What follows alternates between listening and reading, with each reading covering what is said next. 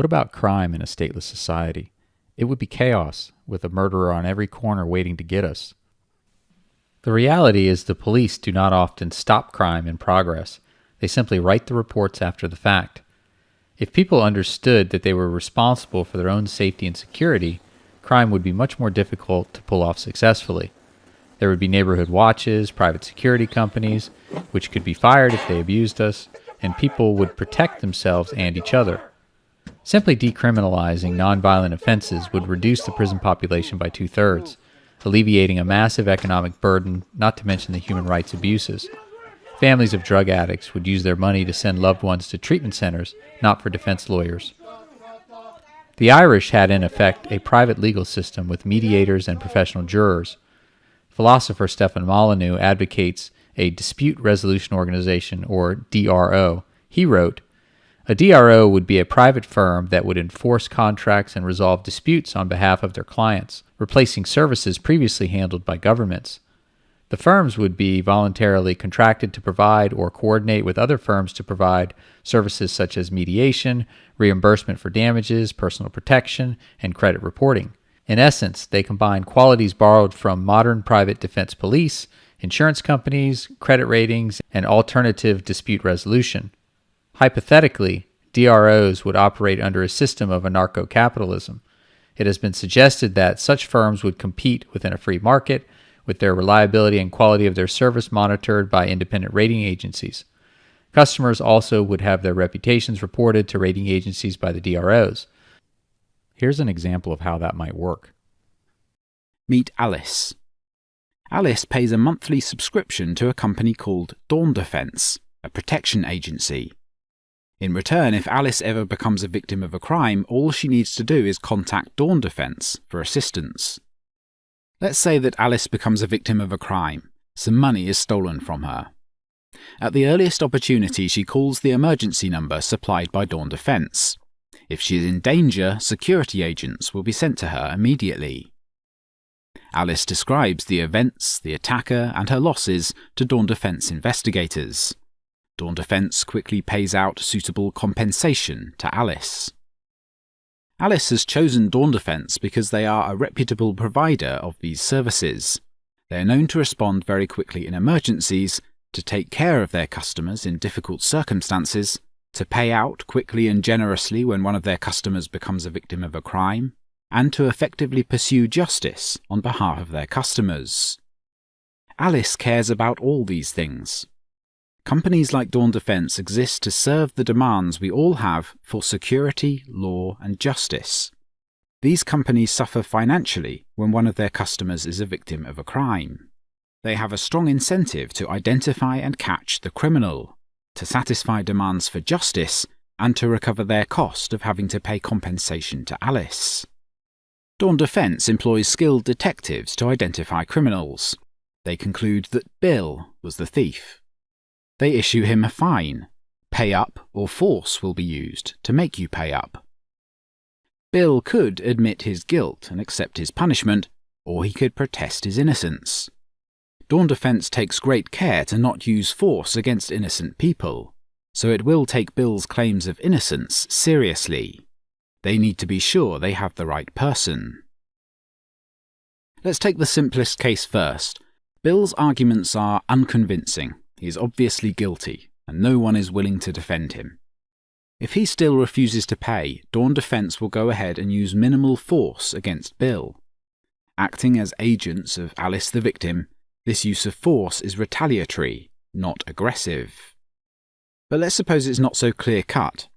Bill subscribes to his own protection agency called Tanner Justice, a competitor of Dawn Defense. As soon as Bill gets accused of a crime, he's on the phone to Tanner Justice, telling them that he is innocent and being unjustly accused and threatened with force by Dawn Defense. Tanner Justice calls Dawn Defense to see what evidence they have. They conduct their own investigation to see whether their customer is truly being unjustly threatened with force here, because he is innocent, or is being justly threatened with force, because he is guilty. If Tanner Justice conclude Bill is guilty as well, they will back down and advise him to pay up. Then we're back to the previous situation with no one to defend Bill. If Tanner Justice conclude Bill is innocent, they will defend him. They will consider the threats made by Dawn Defence to be aggression against their customer, rather than retaliation on behalf of Alice. In this situation, the two protection agencies need to find some peaceful resolution to this conflict. So they will ask the opinion of a third party. Naturally, there are firms in the market that provide this service of helping to resolve conflicts between the protection agencies. These are the court agencies. Dawn Defence and Tanner Justice will have a prior agreement about which court to use. Let's say they agree to go to a court agency called Benson Enterprises. This firm will examine the evidence and arguments expertly presented by the two sides. They will offer their opinion. If the court opines that Bill is guilty, Tanner Justice will back down. If the court opines that Bill is innocent, then Dawn Defence will be made to apologise to Bill, cancel the fine, and pay him compensation for the false accusation and threat. And that is how crime is dealt with in a society with law but without government. The difference between this and government is competition versus monopoly. Here there is competition at all levels, impelling excellence, delivering value for customers. The court agencies compete over how well they resolve disputes between protection agencies. Above all, they must maintain their reputation for being impartial, honest, fair and wise. They are being paid to offer a just opinion. Any court can retry a case, and if an injustice is revealed, the responsible court will be shunned by the protection agencies, whether it is due to incompetence or corruption. Each court serves as a check and balance on the power of all the competing courts. The protection agencies compete to provide for their customers the best all-round protection service.